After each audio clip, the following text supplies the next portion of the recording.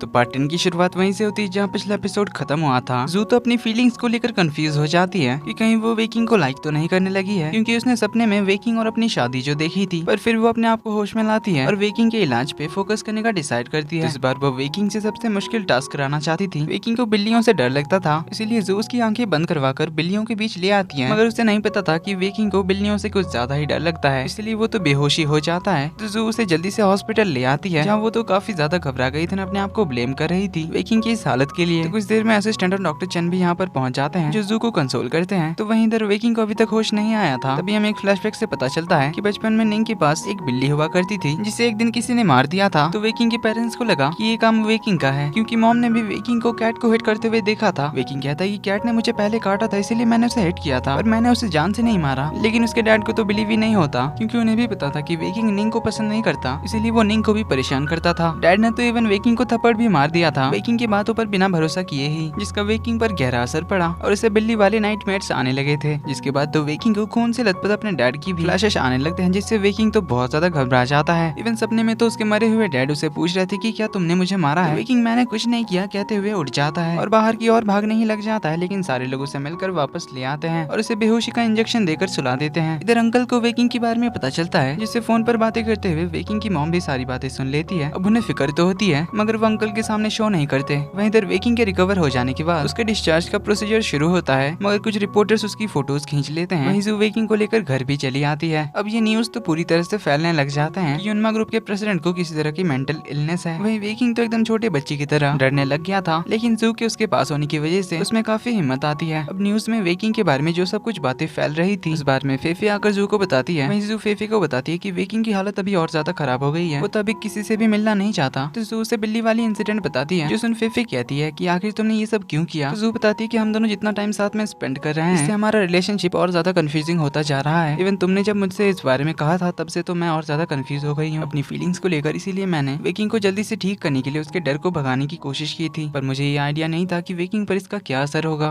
मैं तो बस वेकिंग को ठीक करके अपनी लाइफ में वापस आना चाहती थी, ताकि मैं वेकिंग के साथ अपने कंफ्यूजिंग रिलेशनशिप से बाहर आ सकूं। तो फेफे उसे वेकिंग के साथ साथ अपना भी ख्याल रखने के लिए कहती है। जिसके बाद जो अंदर जाती है, उसे कंपनी के बारे में जो सब गॉसिप चल रहे हैं इस बारे में सब कुछ बताती है और उसे जल्दी से कंपनी वापस जाने के लिए कहती है। मगर वेकिंग तो अब कहीं भी नहीं जाना चाह रहा था। वहाँ पर निंग आ जाता है, जो वेकिंग को बताता है कि आंटी की तबीयत खराब हो गई है, जिन्हें अब आप ही ठीक कर सकते हैं, क्योंकि सूजी ने आर्ट गैलरी को ही बंद कर दिया था और आंटी को भी डायरेक्टर की पोजीशन से निकाल दिया था, जिससे माता जी को तो बड़ा झटका लगा था। तो निंग उसे उसके इस हालत के लिए भी सॉरी कहता है और उसे बताता है कि उस दिन बिल्ली को वेकिंग ने नहीं बल्कि अंकल ने मारा था, जो उसे बाद में पता चला था। अब ये सुनते ही वेकिंग तो और ज्यादा गुस्सा हो जाता है, दरवाजा बंद कर देता है। निंग उसे बहुत रिक्वेस्ट करने लग जाता है कि प्लीज आंटी की हेल्प करिए। तो वेकिंग फाइनली बाहर आता है, कहता है कि मेरे होते हुए युनमा आर्टवर्क को कुछ भी नहीं हो सकता। तो जू फिर से वेकिंग की ट्रेनिंग शुरू कर देती है, क्राउडेड जगह ले जाती है, फिर से बहुत सारी जगह घूमने के लिए जाते हैं। स्पेशली वो से लेकर उस कीचड़ भरी खेत में ले जाती है, जहाँ पर दोनों कीचड़ से लथपथ हो गए थे। तो दोनों यहाँ फिर से कीचड़ के साथ खेलने लग जाते हैं। तो जू से कैट के पास छोड़ने के लिए सॉरी कहती है, फिर एक कैट वाला आउटफिट पहनकर आ जाती है और कहती है कि तुम्हें कैट से डर लगता है ना, फिर आज तुम अपने हाथों से कैट को हरा दो। लेकिन वेकिंग जू को हक कर लेता है, कहता है कि मुझे आपसे कैट से डर नहीं लगता एंड आई एम सॉरी, मैंने तुम्हें बहुत परेशान किया ना। तो इस तरह से दोनों अपने पुराने फॉर्म में वापस आ जाते हैं। वहीं वेकिंग ने अपने शर्ट्स अंकल के नाम कर दिए थे, जिससे मॉम फिर से डायरेक्टर बन गई थी। तो वेकिंग सूजी से मिलने आता है, जहाँ सूजी उससे कहती है कि मुझे नहीं लगा था कि तुम अपने शर्ट्स अंकल को दे दोगे, मैंने सोचा था कि तुम अपने मॉम से भी अपने शर्ट्स वापस लोगे, फिर हम दोनों मिलकर इस आर्ट गैलरी को अच्छे से चलाएंगे। तुमने तो अपने सारे शर्ट्स भी उन्हें दे दिए, जिससे अब युनमा आर्ट का पूरा हक उनके पास चला गया। तो हमें यहाँ पता चलता है कि सूजी तो इस आर्ट गैलरी को ही बचा रही थी, ताकि वेकिंग की मॉम अपने शर्ट्स दूसरों को बेचकर युनमा आर्ट्स को खत्म ना कर दे। इसीलिए वो वेकिंग के साथ कोलैबोरेट करना चाहती थी, ताकि दोनों मिलकर इस युनमा आर्ट गैलरी को अच्छे से चलाएं, क्योंकि वो स्टार्टिंग से ही अपने छोटे भाई निंग को प्रोटेक्ट कर रही थी, ताकि वेकिंग की मॉम की बेवकूफी की वजह से निंग पर कोई मुसीबत ना आए। वहीं इधर माता जी तो युनमा आर्ट्स वापस पाकर बड़ी खुश होती है। इधर जू को पता चलता है कि उन्हें परसों उनके डिपार्टमेंट की ओर से फील्ड वर्क पर जाना है, इसलिए जू अपने दोस्तों के पास चली आती है, क्योंकि वो इसी मौके पर वेकिंग के साथ अपने रिलेशनशिप को थोड़ा ब्रेक लगाना चाहती है, ताकि उसकी कंफ्यूजिंग फीलिंग्स दूर हो सके। तो जू के साथ साथ निंग को भी फील्ड वर्क पे जाना था, क्योंकि वो भी उसकी यूनिवर्सिटी में फर्स्ट ईयर का स्टूडेंट था। लेकिन इधर जू के जाने के बाद तो वेकिंग को बिल्कुल भी अच्छा नहीं लग रहा था, क्योंकि जू के साथ रहना उसकी एक हैबिट बन चुकी थी। इसीलिए वो तो अगली सुबह इनके घर पे दरवाजा ठोकने लग जाता है। तो फेफे उससे पूछते कि आखिर वो जू को क्यों ढूंढ रहा है। वेकिंग कहता है कि मुझे उसके बिना नींद नहीं आ रही है, क्योंकि हम दोनों साथ में सोते थे। ये सुन फेफे और ची तो हैरानी हो जाते हैं। अब ये दोनों वेकिंग को एग्जैक्टली बताती नहीं है कि आखिर जू कहाँ गई है, मगर ये जरूर बताते हैं कि उसके डिपार्टमेंट से सभी लोग गए हैं। मगर जैसे ही वेकिंग शुआई का नाम सुनता है, तब तो वो इन दोनों से क्या कर जाता है कि वो लोग जू को ना बताए कि वो उसे ढूंढने के लिए उसके पीछे आ रहा है। अब वेकिंग को इतना पॉजिटिव देखकर ये दोनों तो समझ ही जाते हैं कि वेकिंग उसे लाइक लाइक करता है। तो वेकिंग जू को बहुत सारे कॉल्स करता है, मैसेजेस करता है, मगर जू उसका कोई रिप्लाई ही नहीं करती। तो वेकिंग को आइडिया आता है, वो मिंगचेंग को बुलाता है और उसके जरिए फिर जू का पता निकाल लेता है। फिर असिस्टेंट के साथ वो भी उस जगह पहुंच जाता है और वो लोग जिस होटल में ठहरे थे वहाँ से सारे स्टूडेंट्स को मस्त वाले होटल में ट्रांसफर करा देता है, वो भी पेमेंट डबल करके,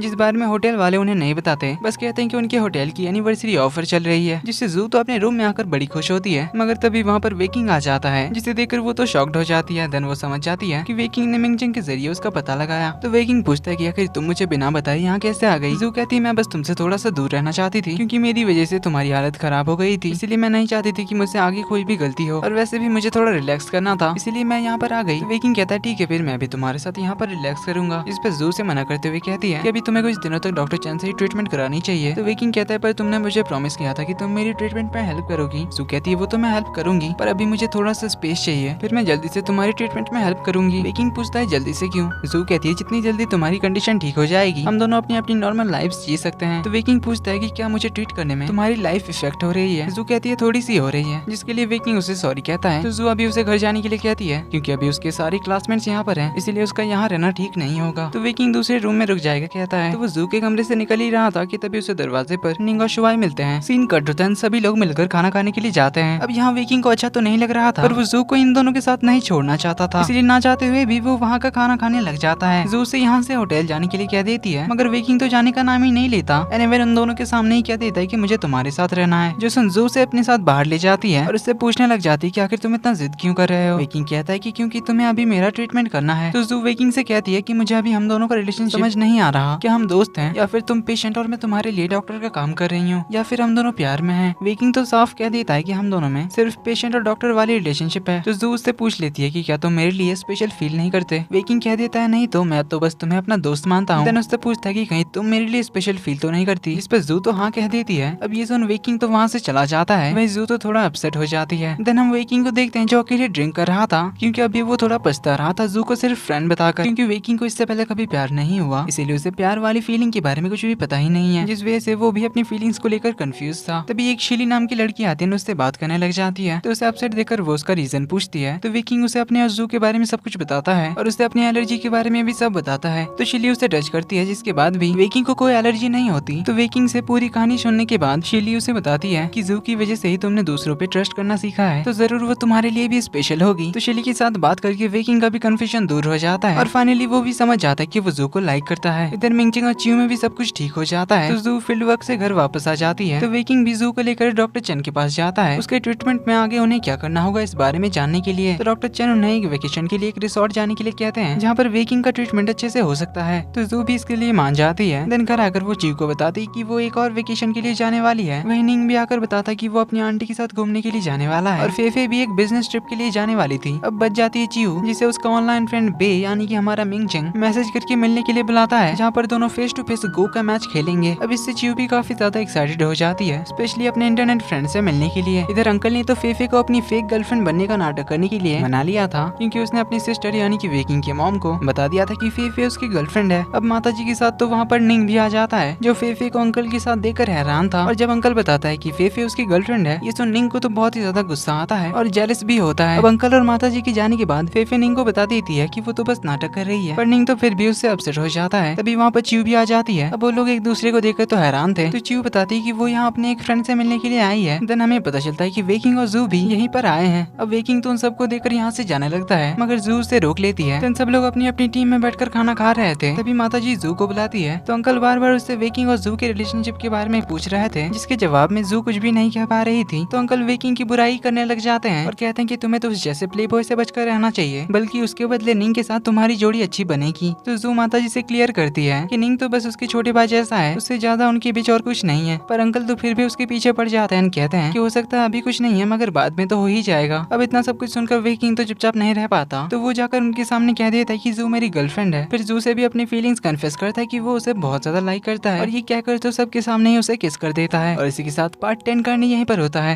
ये वीडियो पसंद आए तो वीडियो को लाइक कर देना, चैनल पर पहली बार आए तो do subscribe and the bell icon, ताकि सीरीज के अगले पार्ट्स आपसे मिस ना हो। मिलते हैं आपसे अगले वीडियो में, तब तक के लिए take care and bye bye.